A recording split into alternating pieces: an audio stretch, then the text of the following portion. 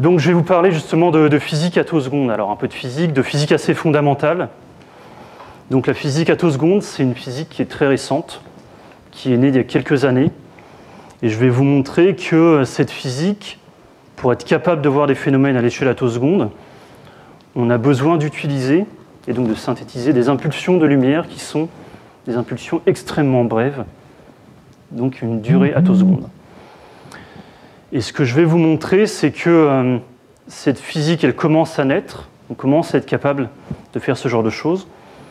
Évidemment, c'est un domaine extrêmement fondamental, mais un point qui est crucial et sur lequel vous pouvez être complètement convaincu, c'est que cette physique fondamentale, lors de son développement, elle génère des développements technologiques et scientifiques à tous les niveaux et qui vont générer des innovations dans l'industrie. C'est-à-dire que tout ce qu'on fait au niveau quantique ou au niveau ultra rapide dans ces expériences génère des développements dans les industries et c'est vraiment ce type de physique qui définit, les technologies de demain.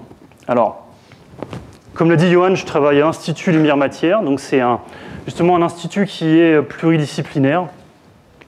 Pluridisciplinaire parce qu'il connecte effectivement des domaines de la physique, de la chimie, de la biologie et même de la médecine. Et c'est justement là où on voit que la physique, elle est vraiment partout. Elle est partout parce qu'elle est capable d'ensemencer tous les domaines de la recherche, mais aussi tous les domaines de l'industrie. Et c'est ce qu'on essaie de faire à l'Institut Lumière-Matière. On essaie de connecter plusieurs domaines, des domaines qui sont très fondamentaux, comme la physique moléculaire ou l'optique ultra-rapide, à d'autres domaines comme les matériaux, la physique des liquides, etc. Et comme je le disais, jusqu'à la médecine. Alors voilà, je vais essayer en une trentaine de minutes de vous parler de ce qu'on fait actuellement en physique attoseconde. Et le plan que je vais suivre, c'est ce plan-là. D'abord, je vais vous présenter de manière, disons, je vais essayer d'être assez simple sur ce qu'est la physique ultra-rapide, ce qu'elle implique. Donc donner quelques généralités sur cette physique ultra-rapide. Et ensuite, je vous parlerai d'un outil qu'on utilise, l'imagerie de particules chargées. Je vous expliquerai comment on synthétise des impulsions de lumière ultra courtes jusqu'à ces impulsions attosecondes.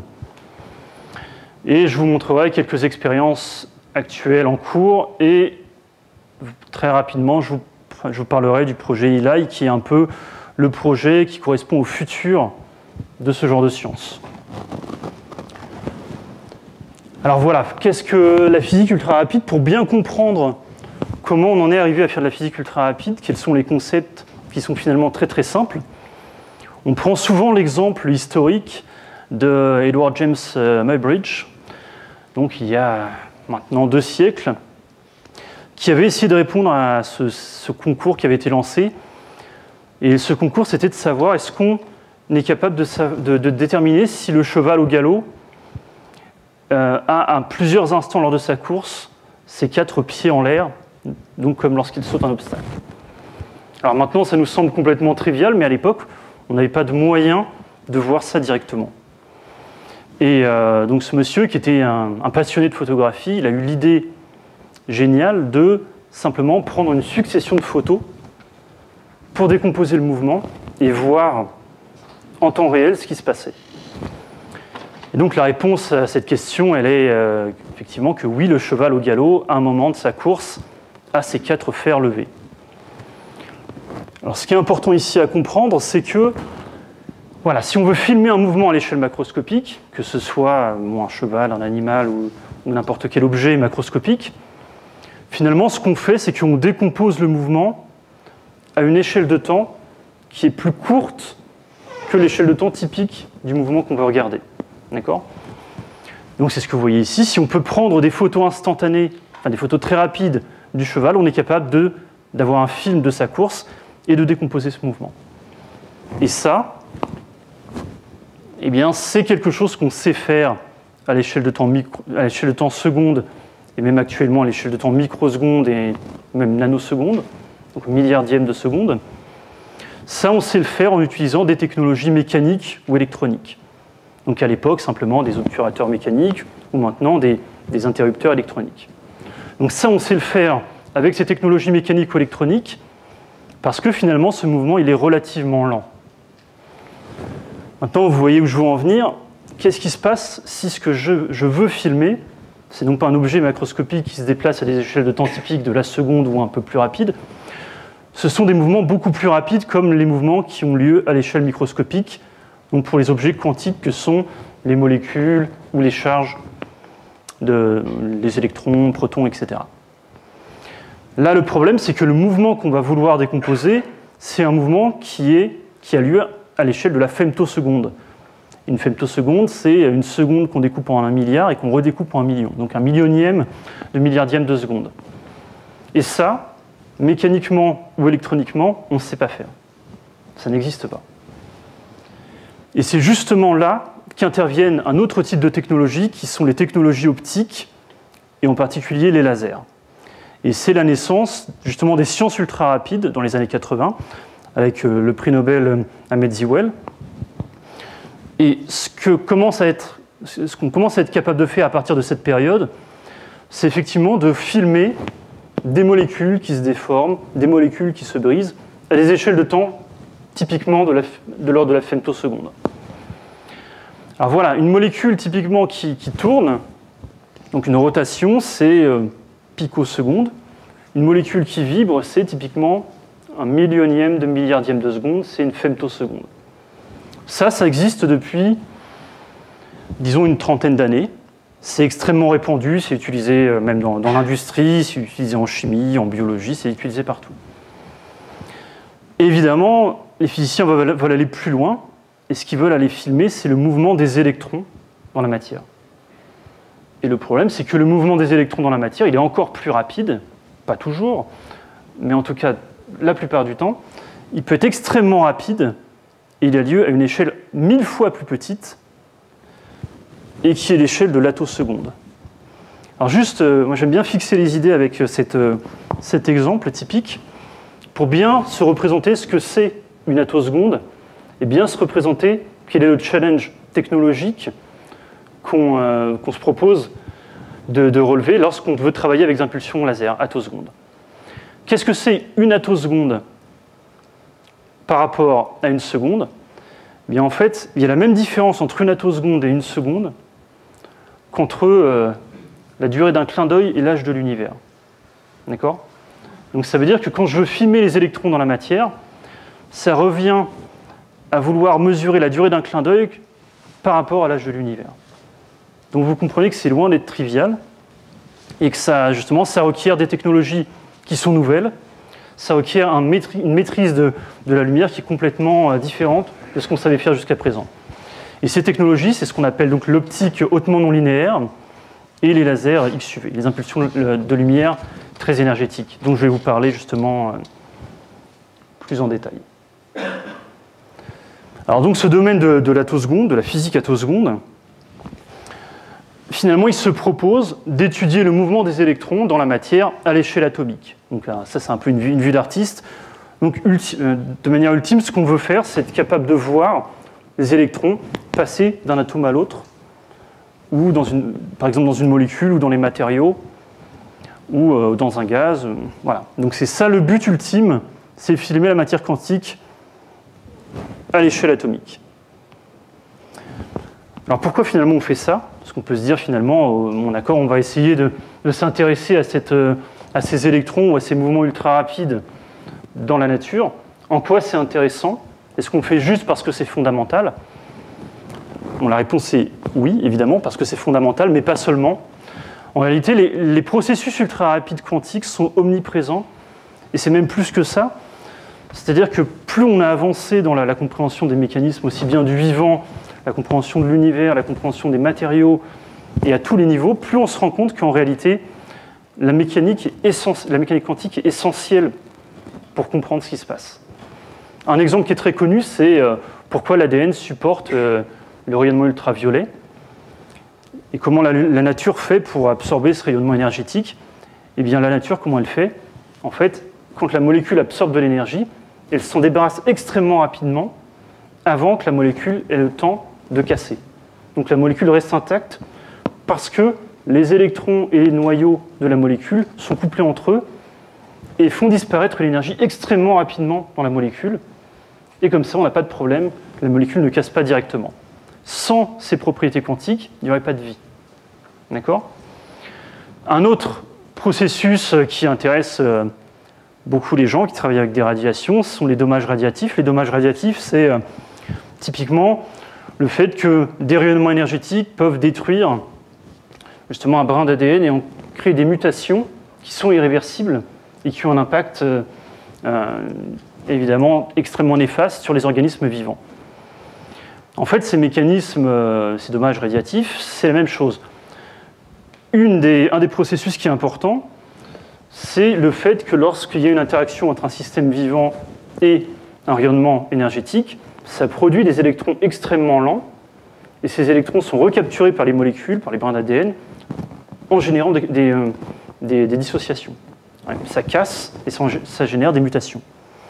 Et la production de ces électrons lents, elle est d'autant plus efficace que les électrons interagissent entre eux. Donc c'est ce qu'on appelle en mécanique quantique la corrélation électronique. Et donc la corrélation électronique, c'est très important pour comprendre ça.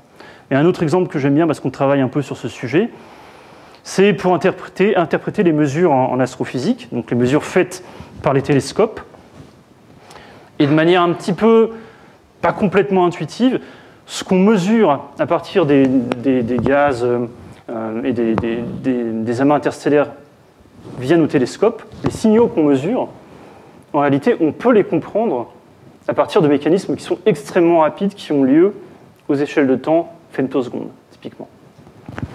Donc, même comprendre les signaux qui nous viennent à partir de gaz et d'amas interstellaires qui sont vieux de plusieurs millions, milliards d'années, même ça requiert des compréhensions quantiques extrêmement fondamentaux, enfin, des processus extrêmement fondamentaux aux échelles de temps ultra rapides.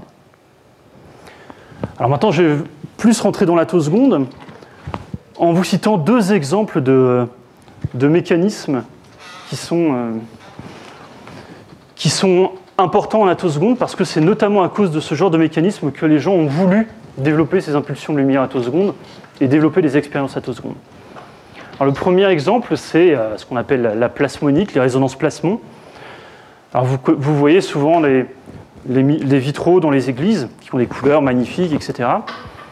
En fait, ces couleurs de vitraux dans les églises, ils viennent du fait que dans le verre, les gens qui ont conçu ces verres ont incorporé des nanoparticules microscopiques qui ont une composition chimique telle que ça modifie leurs propriétés optiques. Ça modifie les propriétés optiques du verre. Autrement dit, le verre va fortement absorber ou réfléchir à des longueurs d'onde, à des couleurs bien définies. Et en fait, ces nanoparticules, elles ont des propriétés optiques modifiées à cause de quelque chose qu'on appelle un plasmon, qui est un mouvement collectif d'électrons dans la nanoparticule. Et c'est ce mouvement collectif qui a lieu aux échelles attosecondes qui, bizarrement, détermine les couleurs de ces vitraux.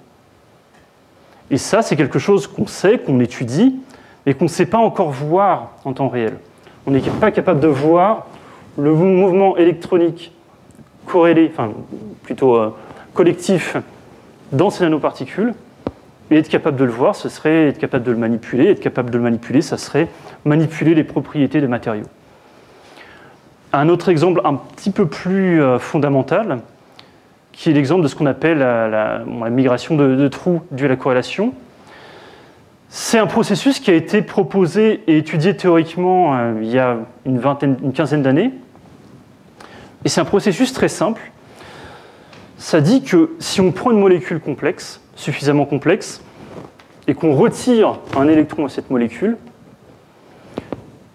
dans la plupart des cas, le fait de retirer un électron, ça engendre un mouvement ultra rapide de la lacune électronique. C'est-à-dire qu'on a retiré un électron, ça crée une sorte de trou dans la charge de la molécule, et ce trou, à l'échelle attoseconde, il va bouger pendant moins d'une femtoseconde. Ensuite, d'autres processus vont intervenir, et toute cette partie-là, on va l'oublier. Et en fait, on l'oublie d'autant plus qu'on n'est pas capable de l'observer expérimentalement, alors que théoriquement, on peut le prédire dans plusieurs molécules. Je vous ai cité 3 exemples, des calculs qu'on a fait sur le benzène, sur la phénylalanine, et un exemple sur une molécule biologique. Alors on pourrait se dire, bon, ok, oui, cet électron, cette charge, elle se déplace dans la molécule. Et alors? Mais en fait, ça, c'est extrêmement intéressant, par exemple, pour les gens qui font de la chimie analytique, qui ont des outils, ils prennent une molécule très complexe, et comment ils analysent la structure de cette molécule? En fait, ils cassent la molécule. Ils prennent une molécule très complexe, en gros, avec des collisions avec des électrons ou des ions, ils cassent la molécule, et en regardant les morceaux, ils sont capables de remonter à la structure initiale de la molécule. Sauf que ça, c'est extrêmement limité à cause simplement du type d'interaction. C'est-à-dire qu'il y a certaines liaisons qui vont pouvoir se casser, mais pas toutes. Maintenant, ça change tout si je suis capable de faire ça, parce que là, ça veut dire que je suis capable de propager un trou dans la molécule. Et si je suis capable de propager cette charge positive dans la molécule, en gros, je vais être capable de la casser là où je veux. C'est un peu l'image quand on veut exploser un immeuble. On met de la dynamite à plusieurs étages et on fait sauter les morceaux les uns après les autres. C'est la même chose. Sur une molécule complexe, on pourrait propager cette charge dans la molécule et du coup la casser à différents instants, là où la charge fragilise les liaisons. Donc ça, c'est vraiment quelque chose qui intéresse justement la communauté de la chimie analytique parce que c'est un moyen, par exemple, de faire du séquençage complètement nouveau et qui est beaucoup plus étendu que ce qu'on sait faire actuellement.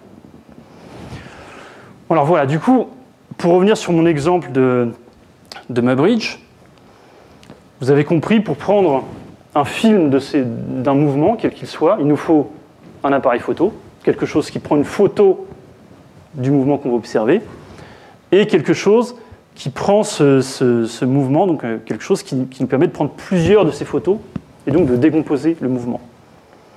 Et donc ça nous permet d'avoir une caméra.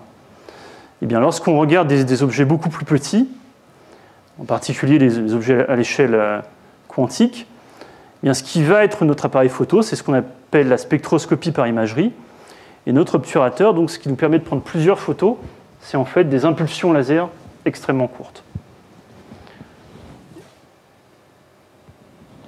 Donc, je vais revenir. Pardon. Donc, sur cet appareil photo, c'est quelque chose comme ça. Alors, qu'est-ce que c'est? C'est un ensemble d'électrodes qui forment un champ électrique qui va être capable de projeter des particules sur un détecteur sensible en position.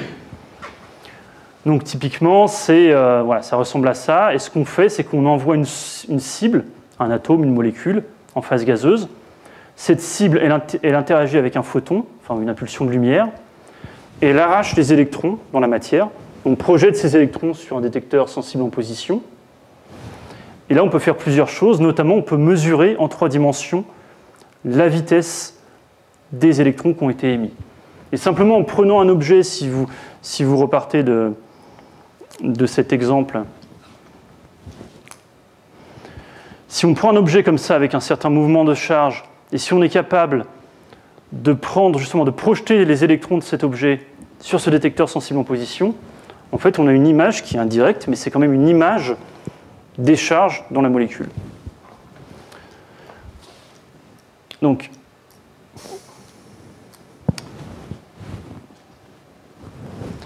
quelques exemples d'expériences qu'on a pu réaliser à Lyon, justement, avec ce type de dispositif. Le premier exemple, c'est en fait une expérience où on va ioniser un atome. Et le ioniser, alors pour ceux à qui ça parle, on va l'ioniser juste au-dessus du seuil d'ionisation pour produire des électrons d'extrêmement faible énergie cinétique, typiquement quelques dizaines de milliers d'électronvolts. Et ces électrons, parce qu'ils sont extrêmement lents, ils vont avoir une longueur d'onde de De Broglie qui est macroscopique, autrement dit, la fonction d'onde qui correspond va être relativement étendue spatialement. Et ce qu'on a pu faire à Lyon, c'est prendre une photo de cette fonction d'onde. Et voilà, alors là vous avez le modèle de bord, disons l'électron qui tourne, quand il est dans un état d'énergie donné, il tourne autour du noyau. En réalité, la mécanique quantique, elle nous dit qu'il n'y a pas de mouvement. Quand l'électron il est dans un état donné, il n'y a pas de mouvement, l'électron ne bouge pas, c'est juste une onde stationnaire. Et ce que vous voyez ici, c'est une image directe de cette onde stationnaire. C'est une image de l'électron qui ne tourne pas, mais qui est juste une onde quantique qu'on peut visualiser directement à partir de ce genre de spectromètre. Alors ça, c'est assez Donc c'est extrêmement fondamental. Et donc ça a beaucoup plu notamment à la Société américaine de physique, qui a sélectionné cet exemple comme un des faits marquants de la physique pour l'année 2013.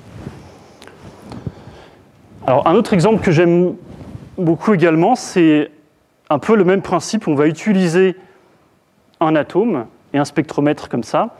Et cette fois, on va faire interagir notre atome avec une impulsion de lumière extrêmement intense et qui a une particularité qui est qu'elle est dans l'infrarouge lointain, donc quelques 10 micromètres donc dans l'infrarouge.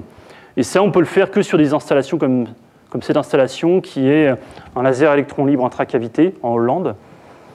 Et ce qu'on peut faire avec le même type d'approche que ce dont je vous ai parlé avant, on peut prendre une photo de l'atome qui subit ce rayonnement, et dans ce cas-là, l'image qu'on obtient, c'est quelque chose d'assez compliqué ici. Et si on interprète ce qui se passe, en fait, cette image, c'est ni plus ni moins qu'un hologramme de l'atome.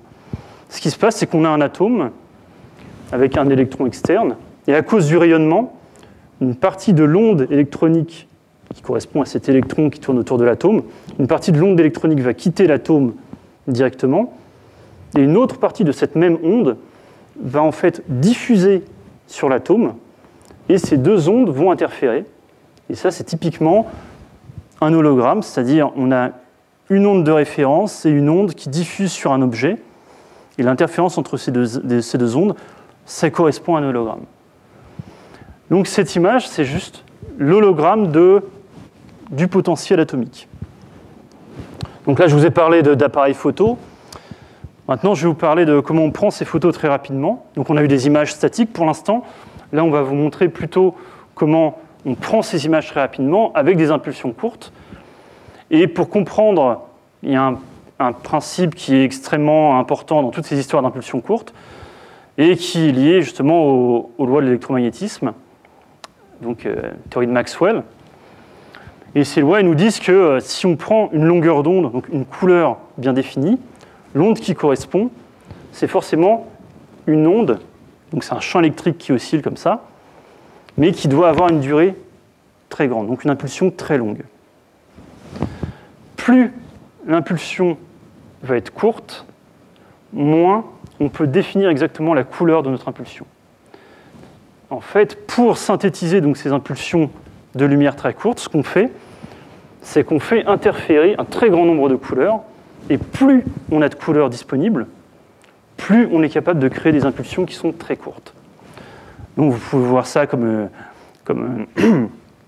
transformé de Fourier, ou ça vient vraiment des équations de Maxwell. Donc, on veut des impulsions courtes, il nous faut un spectre très large. À quel point on peut réduire la durée de ces impulsions?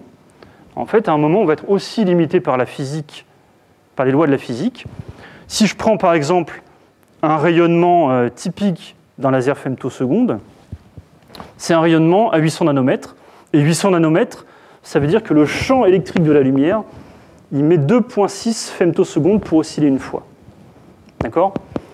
Ça veut dire que si je veux créer des impulsions de lumière qui sont plus petites que 2,6 femtosecondes, je vais avoir un problème parce que mon champ électrique n'a pas le temps d'osciller une fois.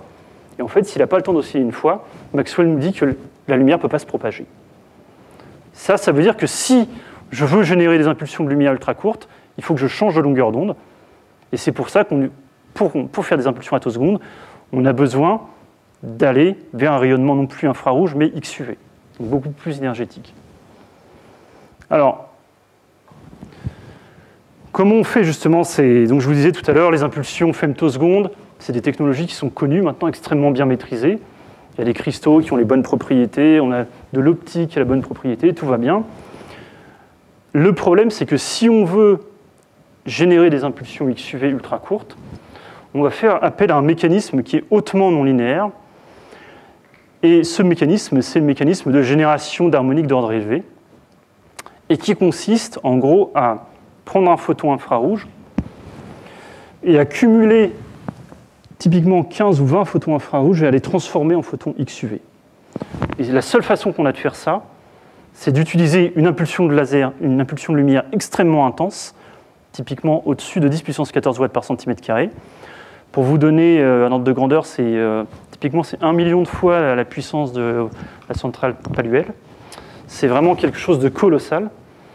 Et le problème, c'est que justement cette intensité, si on l'a focalisée dans un milieu pour créer ces effets hautement non linéaires et ces rayonnements XUV, eh bien le milieu il explose. Donc ça ne marche pas. Donc on ne peut pas utiliser de matière solide pour faire ces impulsions, pour cette interaction hautement non linéaire. Et donc tout va se faire en phase gazeuse. Donc c'est de l'optique qui a lieu uniquement dans des gaz, pour l'essentiel. Et donc cette génération d'harmoniques d'ordre élevé, c'est l'interaction hautement non linéaire entre une impulsion laser femtoseconde intense, donc supérieure à 10 puissance 14 watts par centimètre carré, et typiquement un jet d'atomes de gaz rares qui permet donc de convertir des photons infrarouges, les photons de l'impulsion femtoseconde, en photons XUV. Alors pour comprendre ce qui se passe, l'impulsion elle est tellement intense que en fait, le champ électrique qui correspond à cette impulsion, il est plus fort que l'interaction entre les électrons et les noyaux de l'atome. Et il est tellement plus fort qu'en fait, l'électron va partir sous l'effet de ce champ électrique lumineux. Il va partir, il va être accéléré par le champ laser. Il faut imaginer que vous avez un atome, un champ lumineux qui oscille comme ça. À un instant donné, l'électron il part, il gagne de l'énergie dans le champ laser, il revient, et en revenant, il va convertir l'énergie qu'il a accumulée en étant accéléré, et il va reperdre cette énergie en émettant un photon. Alors ça a l'air très simple comme ça, mais c'est assez compliqué. Mais en tout cas, ça ressemble à ça. C'est simplement un jet de gaz, une impulsion focalisée, on émet des rayonnements. Et en tout cas, ce que ça fait, c'est que ça produit non seulement un rayonnement XUV, mais ça a le bon goût aussi de produire un rayonnement XUV avec un spectre large, donc avec des couleurs, un très grand nombre de couleurs différentes. Donc voilà, on part d'une impulsion avec des photons qui ont typiquement une énergie d'1,55 eV, donc des photons rouges, on va dire. On a une émission de photons XUV, un spectre large.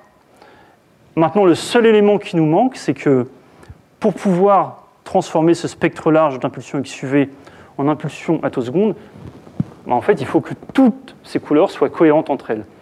Autrement dit, en gros, il faut que tous ces champs lumineux aient la même relation de phase entre elles. Il faut que toutes ces composantes lumineuses s'additionnent de manière cohérente. Et en fait, c'est ça qui est très compliqué à faire. Alors, je vais juste résumer. Donc, on a ce spectre large XUV.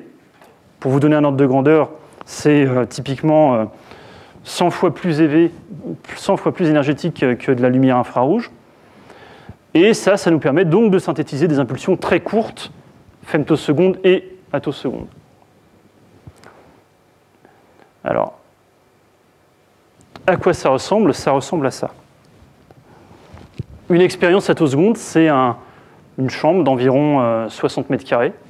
Donc là, on a à peu près, pour vous donner un ordre de grandeur, ça c'est 1 mètre. Et c'est à peu près 2 millions d'euros de matériel, juste pour fabriquer à la fin 2 petites bulles de lumière. Et c'est à peu près 10 ans de recherche pour en arriver là. Alors, je vais vous montrer un peu à quoi ça ressemble très rapidement. En fait, voilà, il y a un système ici qui est un laser femtoseconde amplifié, qui est un peu ce qui se fait de mieux commercialement, c'est-à-dire que ça, on peut l'acheter. Et ça nous donne des impulsions infrarouges de 20 femtosecondes, 2 millijoules, 5 kHz, pour ceux à qui ça parle. Mais ça, en fait, parce que justement, vous avez compris, ce phénomène de génération d'harmoniques, il intervient dans un cycle laser. Donc, quand le champ électrique de la lumière il fait un aller-retour, eh bien ça, c'est pas assez court. Et donc, pour que ce soit plus court, on a recours à ce que vous voyez ici, qui s'appelle une technique d'élargissement spectral et de post-compression, qui part de cette impulsion infrarouge et qui la rend juste spectralement un peu plus large pour passer de 20 femtosecondes à 5 femtosecondes.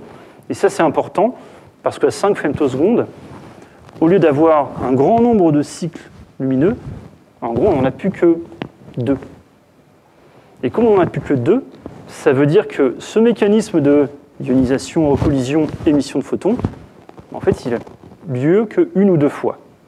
Donc vous avez un gaz, vous focalisez cette impulsion laser, et en fait, simplement, ce qui se passe, c'est que les électrons sont ionisés, et on émet un flash de lumière attoseconde. Alors c'est un peu plus compliqué que ça, parce qu'en réalité, il faut confiner la recollision, blablabla, peu importe. Le point important, c'est qu'on a besoin de passer par cette étape. Ensuite, on focalise dans une cellule de gaz rare, et là, on génère des impulsions XUV attoseconde. Alors le problème, c'est que ça ne suffit pas. En réalité, ce faisceau de lumière, il est séparé en deux parties. Une partie va servir à la génération de lumière XUV. Ensuite, on va utiliser un filtre nanométrique d'aluminium qui va permettre d'éliminer tout le reste de la lumière infrarouge qu'on a utilisé pour créer de l'XUV. Et on va aussi utiliser ce filtre d'aluminium ultra fin et ultra plat pour justement, comme je vous disais, mettre toutes ces couleurs en phase, c'est-à-dire pour que, à la fin, toutes les couleurs interfèrent pour donner ces impulsions XUV. En fait, si on ne fait pas ça, plus un certain nombre d'autres choses que je ne vous raconterai pas ici, on a juste de la lumière XUV sur une échelle de temps qui n'est pas attoseconde. Donc il y a un certain nombre d'étapes assez compliquées, mais voilà. On a à la fin des impulsions XUV et on va les recombiner avec l'autre morceau du faisceau en utilisant un miroir en or. Donc un miroir en or, oui, on a beaucoup d'argent, c'est pour ça. En fait, c'est un miroir en or pour les propriétés justement de réflexion qui permettent justement de manipuler l'XUV. Et ça, en fait, on ne peut pas le faire avec autre chose que de l'optique en or. Et la plupart des instruments, de l'optique qu'on utilise ici, sont dans des matériaux précieux parce que ça a des propriétés optiques qui nous correspondent. Ces deux impulsions, on va les superposer spatialement et temporellement ici. Donc ici, c'est le spectromètre que je vous ai montré avant, qui image les électrons. Et à la fin, pour vous donner l'idée de ce que ça fait, à la fin, en fait, on obtient deux bulles de lumière qu'on ne peut pas voir à l'œil. D'accord ? Il faut les superposer spatialement, il faut qu'elles se voient toutes les deux, et temporellement, à l'échelle attoseconde, l'ensemble de cette expérience étant sous vide à 10-9 torr.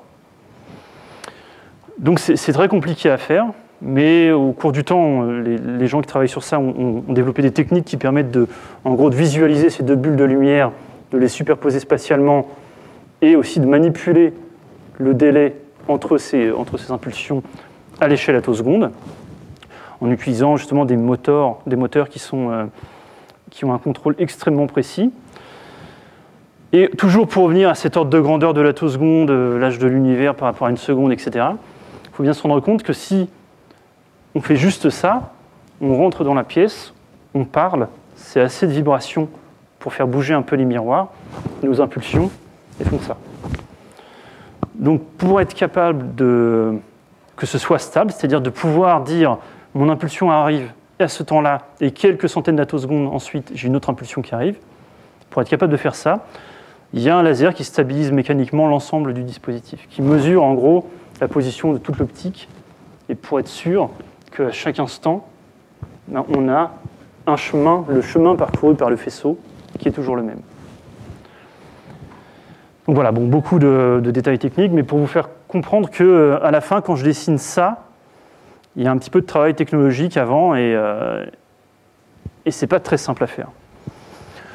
Alors une fois qu'on a ça, on a ces deux impulsions qui sortent de cette grosse machine-là, et on va la faire interagir, donc faire interagir ces deux impulsions avec un gaz et prendre des photos d'électrons. Là, je vous ai montré un exemple sur l'atome d'hélium. Et alors là, si vous voyez bien, en gros, c'est donc des images de l'onde électronique qu'on crée en arrachant des électrons de l'hélium.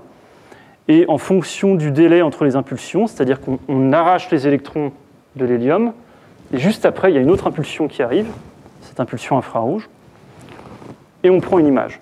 Et ensuite, on renvoie encore cette impulsion XUV, et un délai un petit peu différent, on envoie la seconde impulsion. Donc en gros, on reconstruit le film de l'atome d'hélium, l'impulsion XUV et une autre impulsion qui arrive, qui la croise et qui la dépasse. Et ça fait quoi? Tout ça pourquoi? Tout ça pour voir une espèce d'oscillation que vous voyez ici, espèce de fluctuation. Si on zoome ici, ça c'est simplement l'énergie des électrons en fonction justement du délai entre les impulsions. du temps qui s'est écoulé, si vous voulez. Et ce que vous voyez, les espèces de petits sauts que vous voyez ici, en fait, correspondent aux oscillations du champ électrique de l'impulsion infrarouge. Donc ce que vous voyez ici, c'est ni plus ni moins que les oscillations du champ électrique lumineux en temps réel. Ça, en fait, c'était pas possible de voir ce genre de choses il y a quelques années. Maintenant, c'est quasiment devenu routinier dans nos laboratoires. Et maintenant, je voudrais vous montrer quelques exemples de physique qu'on peut faire avec ça. Et quand je vous disais que c'était une science qui était extrêmement nouvelle, il faut bien comprendre que la première synthèse d'impulsions attosecondes, la première fois qu'on a généré des impulsions attosecondes, c'était en 2001, c'était en France, c'est au CEA. Et la première fois qu'on a réussi à utiliser ces impulsions pour faire quelque chose, pour faire une expérience sur un système moléculaire, eh bien, vous voyez, c'était en 2010. C'était un ensemble de chercheurs, dont nous, qui ont conçu cette expérience. Et l'expérience, elle est conceptuellement très très simple. C'est de travailler sur H2. Alors H2, c'est 2 protons et 2 électrons qui lient les 2 protons. Et quand vous retirez un électron à ce H2, il devient H2+. Okay, donc on a 2 protons et un seul électron restant. Et si on ne fait rien d'autre que ça, la molécule, elle va être instable, elle va casser. Et l'électron, il va avoir le choix d'être sur ce proton ou sur ce proton. D'accord ? Donc on a H2+, donc 2 protons, 1 électron. La molécule casse. L'électron qui reste, il doit faire un choix à un moment. Et quantiquement, en fait, il a 50% de chance d'être ici, 50% de chance d'être ici. Et si vous faites l'expérience, par exemple, avec un synchrotron, pour faire très simple, vous obtenez autant de protons d'un côté que de l'autre. Bon, c'est pas une grande nouvelle. En fait, nous, on peut faire ce qu'on veut, justement, avec cet électron. Et pour ça, on utilise une impulsion attoseconde. On prend cette molécule H2 et on retire très rapidement un électron avec l'impulsion XUV attoseconde. Donc ça, c'est notre top départ, si vous voulez, pour l'expérience. La molécule commence à se casser, et pendant qu'elle se casse, on utilise l'autre impulsion infrarouge, dont le champ électrique est parfaitement défini, et ce champ électrique qui va permettre de définir là où je mets l'électron. Donc je prends H2+, je prends H2, je crée H2+, qui se casse, et pendant qu'il se casse, en fait, le champ électrique infrarouge met l'électron là où j'ai envie qu'il soit. Et comment on sait là où l'électron s'est placé? Simplement en mesurant à la fin le nombre d'ions, enfin le nombre de protons que j'ai créés d'un côté ou de l'autre du laser. Donc ça ressemble à ça, voilà, avec une vision artistique des choses. La mesure, en vrai, ça ressemble à ce truc, cette carte de couleur. Là, on représente simplement l'énergie de ces protons en fonction du délai entre les impulsions. Et vous voyez des choses là, en bleu et rouge. Ce qui est bleu, ça veut dire qu'on a créé des protons de ce côté-là. Ce qui est rouge, ça veut dire qu'on a créé des protons de ce côté-là. Donc en contrôlant le délai entre les impulsions à l'échelle de quelques femtosecondes et en dessous, donc à l'échelle attoseconde, on peut mettre l'électron là où on veut. Alors ça, c'est sûr que c'est un exemple où on se dit, oui, mais bon, ça sert à quoi de faire ça? Eh bien, si vous comprenez par rapport à ce que je vous ai mentionné tout à l'heure, vous comprenez que prendre une molécule et être capable de mettre les charges de la molécule là où on veut, ça veut dire qu'on est capable de contrôler les réactions chimiques dans une molécule. Habituellement, en chimie, on est un peu contraint par les lois de la thermodynamique, etc. Là, en fait, on peut aller tellement vite que la molécule n'a pas le temps de se rendre compte qu'on est en train de manipuler ses liaisons chimiques. On peut déplacer les charges tellement vite qu'on peut créer une molécule qui va être beaucoup plus fragile à un endroit qu'elle le serait si on la laissait évoluer par elle-même. Donc je vais revenir sur ce point très rapidement après. Mais ce que je veux vous dire ici, c'est que contrôler les charges dans une molécule à l'échelle attoseconde, en fait, c'est très intéressant parce que l'échelle attoseconde, c'est plus rapide que tous les processus chimiques. Et du coup, ça permet de contrôler les réactions chimiques. Donc je vais vous prendre un autre exemple, toujours sur des systèmes moléculaires. Et là, c'est peut-être encore plus fondamental, c'est simplement se demander quand on prend une molécule, un atome ou n'importe quel objet, et que ce système il subit une interaction avec un champ lumineux, c'est-à-dire qu'il interagit avec un champ laser qui est ni plus ni moins qu'un champ électrique qui oscille en fonction du temps, eh bien, qu'est-ce qui se passe? Eh bien, si on est non résonant, pour faire simple dans la plupart des cas, ce qui se passe, c'est ce que vous voyez ici. En fait, vous avez un objet, le champ électrique oscille, et donc les charges suivent le champ électrique de la lumière, tout bêtement. Tout bêtement, sauf qu'on ne peut pas le voir en temps réel, ce truc-là, évidemment. Et comment on peut essayer de le voir? Eh bien, c'est en prenant un système moléculaire, en le faisant interagir avec cette impulsion qui va justement modifier la structure électronique, la densité électronique ou les charges dans la molécule extrêmement rapidement. Et ensuite, c'est d'arriver avec une impulsion XUV qui est tellement rapide qu'elle est capable de voir à quel moment on est dans le champ laser. Donc la molécule, le champ oscille comme ça, et notre impulsion XUV attoseconde, elle est capable de ioniser la molécule lorsque le champ est là, ou là. Et c'est ce qu'on a fait il y a quelques années, 2 ans, sur une série de molécules, et les oscillations que vous voyez là, sur ces molécules, c'est ni plus ni moins lié au fait que ces molécules, elles sont modifiées, leurs propriétés électroniques sont modifiées de manière dépendante du temps par le champ instantané de la lumière. Donc ce que vous voyez là, c'est l'interaction en temps réel entre un champ électrique lumineux, entre une impulsion de lumière, et un objet moléculaire. Alors, c'est pareil, on peut se demander, mais pourquoi donc allons-nous faire ça? Mais parce qu'en fait, c'est un peu les mêmes propriétés. Évidemment, on peut promener la densité électronique un peu comme on veut, mais ça, c'est aussi une importance en électronique. Parce que je vais vous présenter ça très rapidement après, mais avec ce type d'expérience, on est capable de transformer des conducteurs en isolants et réciproquement à des échelles de temps extrêmement rapides. Donc on peut créer dans les matériaux des courants électroniques extrêmement rapides, extrêmement contrôlés, avec des champs électriques qui sont inégalés par rapport à ce qu'on peut faire habituellement à l'échelle justement macroscopique.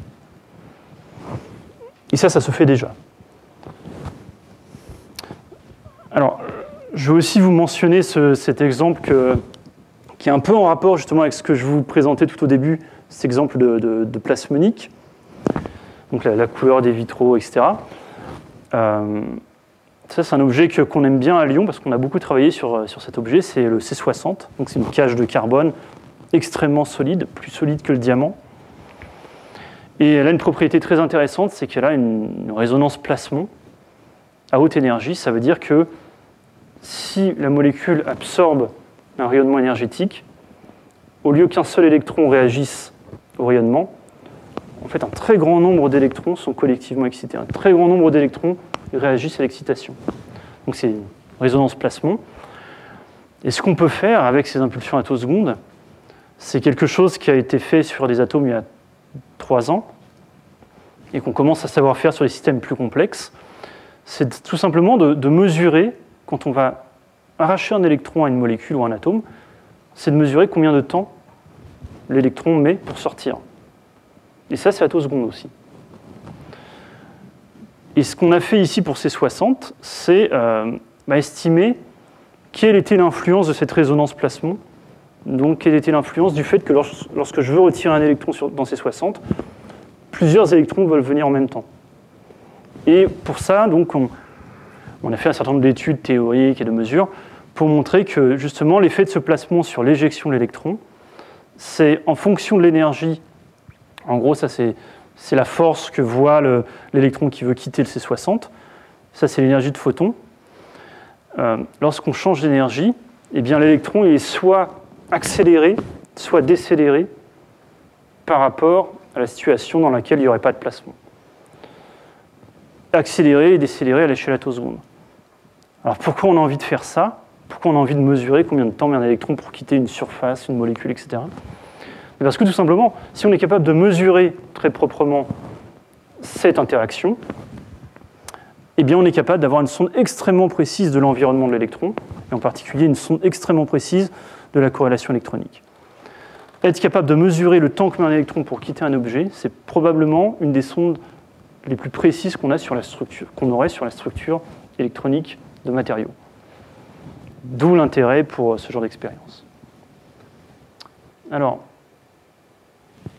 voilà, je vais terminer ici sur les exemples attosecondes. Et juste vous dire quelques mots très brièvement d'ILA. Et donc je vous ai montré, on a des dispositifs attosecondes qui sont de plus en plus performants, de plus en plus petits aussi. Et ça, c'est une science qui motive énormément de groupes dans le monde, il y a énormément d'activités, les gens sont extrêmement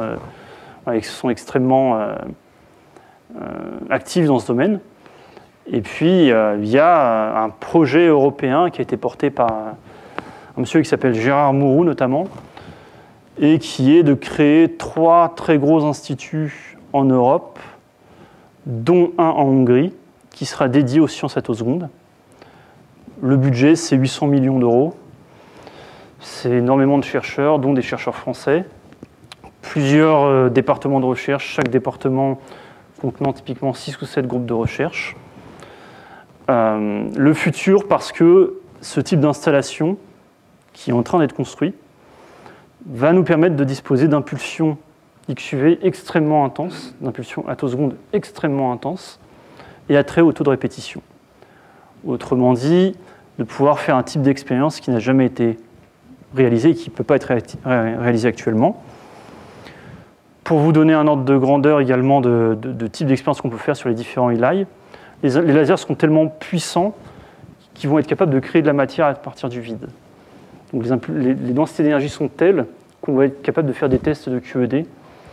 Et il y a un projet en France qui s'appelle le projet Apollon, qui est un peu aussi en relation avec ça. Et c'est vraiment, alors j'ai repris la phrase de quelqu'un qui était un des pionniers dans l'attoseconde, qui s'appelle Ferenc Krauss à Munich, et il répète beaucoup en conférence que voilà, la physique attoseconde est en train de naître, et plus que naître, elle est même en train de devenir un des domaines extrêmement actifs en physique. Là, je vous ai parlé de physique atomique moléculaire, c'est aussi le cas en physique des matériaux. Et je vais terminer simplement en vous disant pourquoi, je l'ai un peu déjà dit, mais pourquoi finalement on s'embête à faire tout ça. Je vous l'ai dit parce que voilà, l'attoseconde c'est tellement rapide que les molécules ne peuvent pas savoir qu'on est en train de faire quelque chose sur elles. Et ça c'est très important parce que du coup ça veut dire qu'on peut avoir un contrôle des liaisons chimiques, un contrôle des réactions chimiques, et ça a des applications extrêmement pratiques dans l'industrie pharmaceutique, dans le séquençage du génome, etc. Et ce que je vous dis, ce n'est pas de la science-fiction, ce n'est pas un truc pour essayer de vendre ma soupe, c'est que c'est tellement vrai que en fait, les industries chimiques, etc., sont intéressées déjà par ce type d'application. Ils comprennent bien que dans quelques années, même assez rapidement, on sera capable de fournir des outils pour décomposer les molécules infiniment plus performants que ce qu'on a actuellement. Par rapport à ce que je vous ai cité, il y a des expériences déjà qui sont conduites sur des matériaux qui permettent de changer un matériau en isolant conducteur en moins d'une femtoseconde. Donc là, vous comprenez, modifier justement les propriétés comme ça électroniques d'un matériau aussi rapidement, ça a des applications évidemment en électronique à très très haute cadence.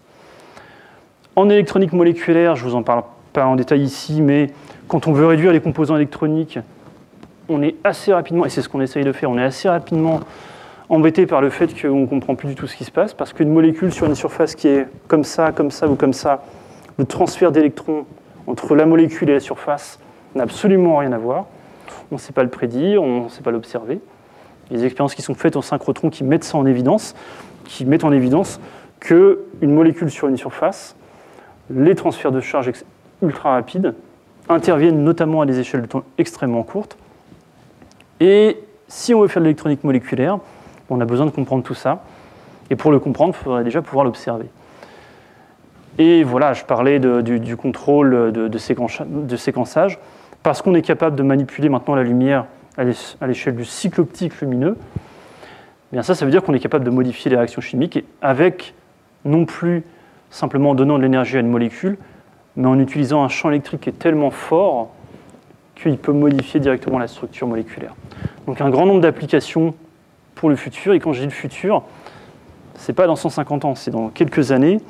Et il est clair que dans tous ces domaines, on est en train de se rendre compte que toute la physique quantique, toutes les choses qui nous semblaient bizarres et probablement inutiles, comme le chat de Schrödinger, toutes ces choses-là, la corrélation électronique, etc., non seulement c'est indispensable, mais même on va avoir besoin d'outils extrêmement fondamentaux qu'on est en train de développer actuellement, si on veut, dans quelques dizaines d'années, être capable d'aller au-delà des technologies actuelles. Et ça, c'est un message que je voudrais vous faire passer aujourd'hui.